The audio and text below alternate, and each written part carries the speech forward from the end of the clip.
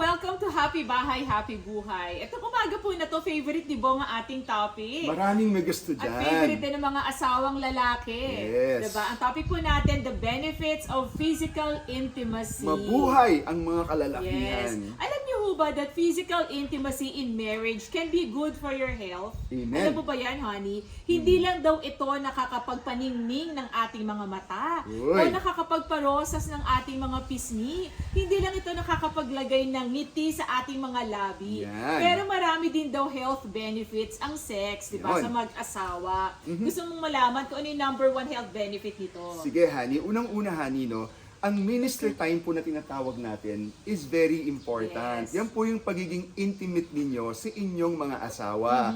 Importante na nagiging intimate kayo, no? Dapat hindi nyo yan na tinatanggal sa inyong routine. So, ang number one health benefit Yes. po ng Oo. sex o physical intimacy in marriage, number one, sex can pump oxygen around your body. Yes. Boosting the circulation and the flow of nutrients on the skin. Then let's have that naman oxygen. po natin, di ba? Kailangan natin ng oxygen. Ang oxygen po ang nagdi-distribute sa katawan natin ng mga nutrients. At syempre, ang skin natin kailangan properly nourished. Kaya naman, sex can help you do that.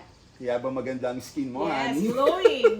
Okay, number 2. Alam po ninyo, sex in women helps trigger the production of human growth hormone that help them looks younger. So kung gusto niyo pong bumata, maging Mga young misis. looking, then be intimate with your spouse. Ayan, isang secret pala yan, ano? Hindi na kailangan ng mamahaling skincare. Oo. Yun lang pala ang technique, O mga kung misis. ano-ano mga pinapahid. Yes, okay, number 3. Sex is like a free workout. Grabe, hindi nyo na kailangan mag-enroll sa gym o sa mga aerobic classes, di ba?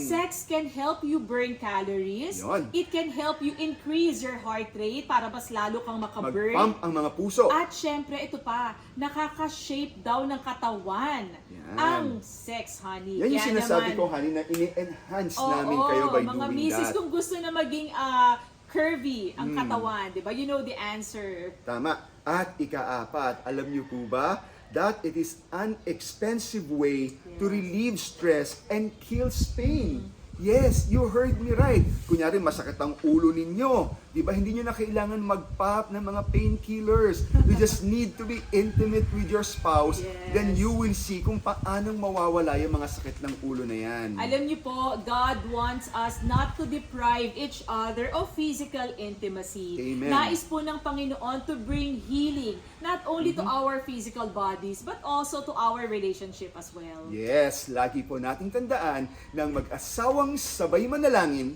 Na pagtatagumpayan lahat ng suliranin. Ako po si Bong Pineda. At ako naman po si Claire para sa Happy Bahay. Happy buhay!